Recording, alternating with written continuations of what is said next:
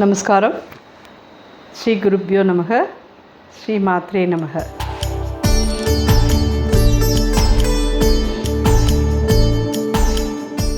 So Akshaya திருதியான இன்னிலேருந்து நம்ம ஆன்மீக யோகியிலேருந்து திருப்பியும் நம்ம இதை தொடர்ந்து இதில் பதிவுகள்லாம் பார்க்கலாம்னு நான் நினச்சிட்டுருக்கேன்.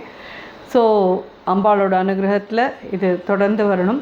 அக்ஷய திருதியை இந்த மாதிரி விசேஷமான நாளில் நம்ம என்ன ஒன்று தொடங்குகிறோமோ அது தொடர்ந்து நடைபெறும் அப்படிங்கிறது தான் பெரியவாளோட ஒரு உரையில் சொல்லுறது. அக்ஷய திருதியான இந்த நாளில் எல்லோரும் தங்கம் வாங்கணும்னு நினச்சிப்பேன். தங்கம் வாங்கிறது ஒரு இது கிடையாது. ஆனால் இந்த நாளில் தங்கத்தை விட வசதியான ஒரு சில பொருட்கள் இருக்குது. அது என்னென்னா உப்பு வாங்கலாம், சர்க்கரை வாங்கலாம், இதெல்லாம் வாங்கலாம். வாங்கிறத விட கொடுக்கறது ரொம்ப ரொம்ப விசேஷம். அதாவது வெள்ளையாக இருக்கக்கூடிய பண்டங்களை நம்ம நிறைய பேருக்கு தானமாக கொடுக்கலாம். முடிஞ்ச வரைக்கும் எல்லோரும் நீர்மோர் கொடுக்கலாம். இந்த வெய்ய நாளில் அது கொஞ்சம் ரொம்ப வசதியான ஒரு இதுவாக இருக்கும் எல்லாருக்கும். ஸோ தாகம் தனிய நீர்மோர் கொடுக்கலாம். அது இல்லையா நீங்கள் தயிர் சாதமாக கொடுத்தேன்னா அதுவுமே ஒரு நல்ல ஒரு விசேஷமான ஒரு இது.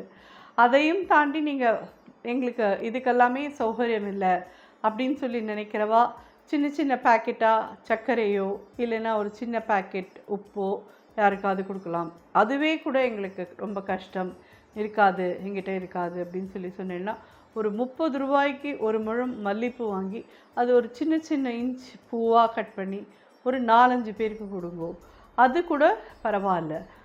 ஸோ இந்த நாளில் நம்ம வாங்கிறதுன்றதை விட கொடுக்கறதுங்கிறது ரொம்ப பெரிய விசேஷம், ரொம்ப நல்ல ஒரு விஷயம் அது. ஸோ எனக்கு தெரிஞ்சு இந்த ஒரு சின்ன தகவலை உங்களுக்கு நான் சொல்லியிருக்கேன். அப்புறம் அவளோட சௌகரியம். ஸோ இன்றைக்கி நம்ம டு ஸ்டார்ட் வித் நம்ம என்ன பார்க்க போகிறோம் அப்படி சொல்லி கேட்டேன்னா, நம்ம வரிசையாக போன பதிவுலலாம் பார்த்தேன்னா ஒரு சில கதைகள், ஸ்லோகங்கள், எல்லா ஸ்லோகத்துக்கான மீனிங் எல்லாம் சொல்லியிருக்கேன். ஆனால் இன்னிலேருந்து நம்ம ஸ்டார்ட் பண்ண போகிறது முதல்ல விநாயகரை பற்றின ஒரு கதையும் அதை பற்றின ஒரு இதுவும் தான் சொல்ல போகிறேன். அதுக்கப்புறம் கண்டினியூஸ்லி உங்களுக்கு இதில் பதிவு கொடுக்கணும்னு நான் ஆசைப்படுறேன். அம்பாளோட அனுகிரகம் அதுக்கு இருக்கணும்.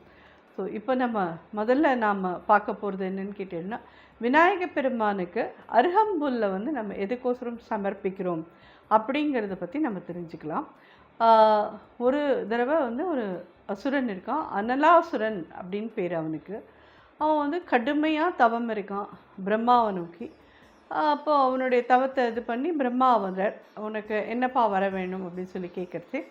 அவன் சொல்கிறான், எனக்கு அழியாத வரம் வேணும், நான் யாரை கட்டி தழுவினாலும் அவள் அதே நிமிஷத்தில் பஸ்மமாயிடணும் அப்படின்னு சொல்லி அவன் கேட்குறான். இவரும் ஓகே கொடுத்துட்டேன் அப்படின்னு சொல்லிடுறார்.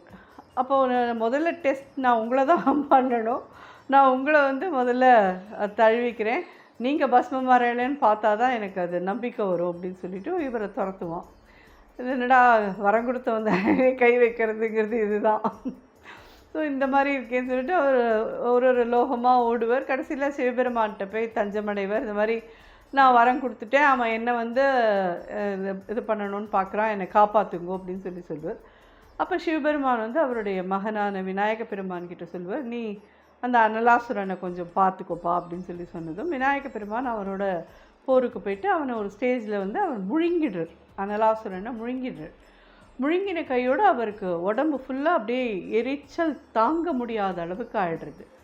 ஸோ எல்லோரும் தேவர்கள்லாம் சேர்ந்து அவருக்கு என்னெல்லாமோ பண்ணி பார்ப்பா, இளநீர், பால், என்னெல்லாமோ அபிஷேகம்லாம் பண்ணி பார்ப்பா, எல்லாம் அதனால ஒரு நாளையுமே அவருக்கு சரியாகவே ஆகாது.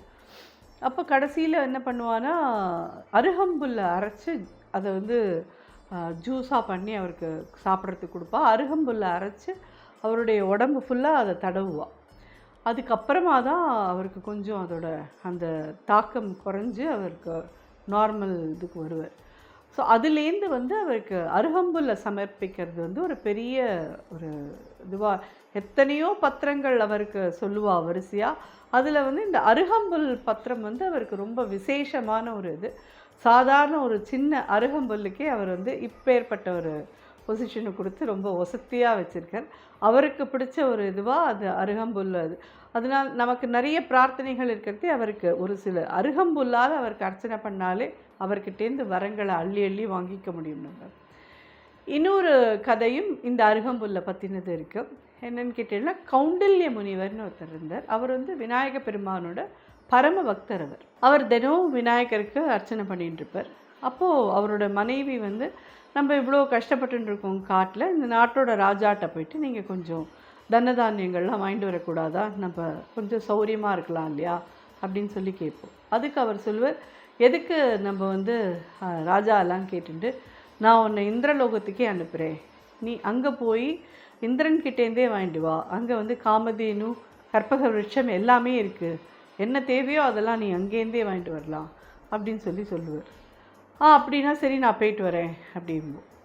அப்போ இவர் என்ன பண்ணுவார், விநாயகருக்கு அர்ச்சனை பண்ணின ஒரு நிர்மால்ய அந்த அருகம்புல் பாத்திரத்தை அவர்கிட்ட கொடுத்து, இதுக்கு என்ன கிடைக்கிறதோ அதை நீ வாங்கிட்டு வா அப்படின்னு சொல்லி அனுப்புவார் அவளை. இவளுக்கு ஒரே சந்தேகமாக இருக்கும், இந்த அருகம்புல்லுக்கு என்ன பெருசாக வந்துட போகிறது, இதை போய் இவர் கொடுத்து அனுப்புகிறாரே, நம்ம நிறையா பணம் காசு நகை நட்டெல்லாம் வரணும்னு பார்க்குறோம், இவர் சின்ன அருகம்புல்லை கொடுத்து அனுப்புகிறார், சரி அவர் அனுப்புகிறார், நம்ம அதை எடுத்துன்னு தான் போகணும் அப்படின்னு சொல்லிவிட்டு கிளம்பி போர்ச்சே வந்து அங்கே ஒரு மானிட பெண்ணானவோ எப்படி இந்திரலோகத்துக்கு வரா அப்படின்னு சொல்லி எல்லாரும் ரொம்ப இதுவாக பேசின்னு இருப்பாள். அப்போது நாரதர் சொல்வார், அவள் வந்து கௌண்டில்ய முனிவரோட திருமதி. ஸோ அவள் எதுக்கு வந்திருக்கான்னு அவளை கேட்டு முதல்ல அவளுக்கு என்ன வேணுமோ அதை பண்ணுப்பா அப்படின்னு சொல்லி இந்திரன்ட்ட சொல்லுவார்.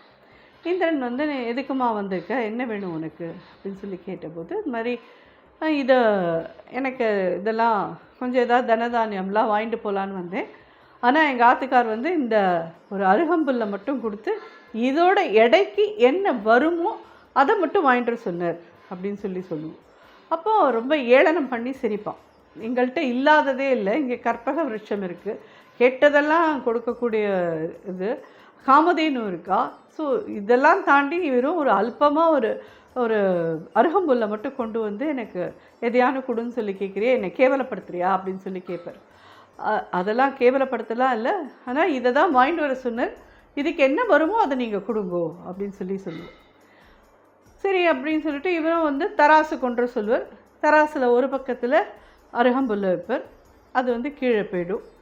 அப்புறம் இன்னொரு பக்கத்தில் ஒரு சின்ன குந்துமணி போடுவார், அது போட்டாலும் ஒன்றும் சரியாகாது. அதுக்கப்புறம் ஒரு இதுவாக ஏற்றிகிட்டே போவார். அந்த இந்திரலோகத்தில் இருக்கக்கூடிய எல்லா நகைகள் நட்டு எல்லா அதையும் அதில் வச்சுடுவார். அப்போ கூட ரெண்டும் சமமாக ஆகவே ஆகாது. அதுக்கப்புறம் தன்னுடைய தலையில் இருக்கிற கிரீடத்தையும் அதில் தூக்கி வச்சுடுவார், அப்பையும் அது சமமாகாது. ஸோ அப்போ நாரதர் வந்து சொல்லுவார், நீ உன்னுடைய கிரீடத்தையே எப்போ எடுத்து வச்சுட்டியோ அப்போ நீ வந்து கௌண்டில்ய முனிவருக்கு அடிமை ஆகிட்டேன்னு அர்த்தம். ஸோ இனிமேல் இதுக்கு மேலே என்ன பண்ணணும்னு அவர் தான் சொல்லணும். ஸோ நம்ம அவர்கிட்டே போய் கேட்கலாவா அப்படின்னு சொல்லிட்டு அவளோட பத்னியோடு சேர்ந்து எல்லாரும் கீழே வருவாள். பூலோகத்துக்கு வந்து கௌண்டில்ய முனிவர்கிட்ட கேட்பாள்.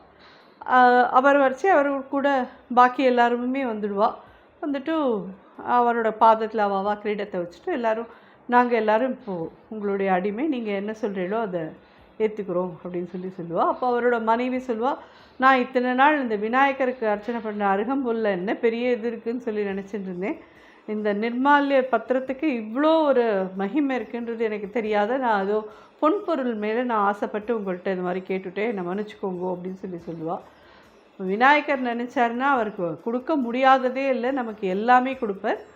அதனால் ஒன்றும் இது இல்லை, நீ புரிஞ்சுக்கிட்டும் தான் நான் இதை உனக்கு பண்ண வச்சேன், வேறு ஒன்றுமே இல்லை அப்படின்னு சொல்லுவார். அட் த சேம் டைம் இவாள்கிட்டையும் யாருக்கும் அடிமை இல்லைப்பா, எல்லாரும் அவளோட ஆட்சியை நல்லபடியாக நடத்தின்னு நன்னா இருக்கும், நீங்களும் சௌக்கியமாக இருக்கும், நாங்களும் சௌக்கியமாக இருக்கும் அப்படின்னு சொல்லிவிட்டு அவளோட கிரீடத்தில் அவள்கிட்ட கொடுத்து அனுப்பிச்சிட்டு இந்த அருகம்புல்லுக்கான விசேஷத்தை பற்றி அவரோட ஒய்ஃபுக்கும் எடுத்து சொல்லுவார்.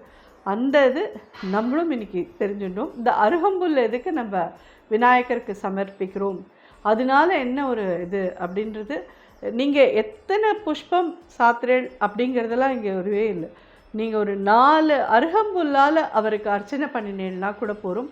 அது ஒன்றும் பெரிய ஒரு செலவு கிடையாது.